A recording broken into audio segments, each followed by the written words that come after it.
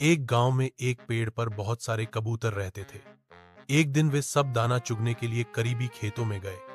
वहां एक किसान ने जाल बिछाकर दाना डाल रखा था ताकि परिंदे पकड़ ले। कबूतर दाना देखकर खुश हुए और बद्दो ना सोचे समझे सब नीचे उतरकर दाना चुगने लगे।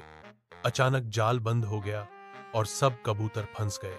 कबूतरों ने बहुत कोशिश की मगर वो आजाद न हो सके। तब उनके सरदार ने कहा, अगर हम सब एक साथ उड़ने की कोशिश करें तो शायद जाल समेत उड़ जाए। सबने सरदार की बात मानी और एक ही समय में जोर से उड़ने लगे। वाकई वो जाल समेत हवा में उड़ गए। सरदार कबूतरों ने अपने दोस्त चूहे के पास जाकर मदद मांगी। चूहा फौरन आया और अपने तेज दांतों से जाल काटकर सब कबूतरों को आजाद कर दिया।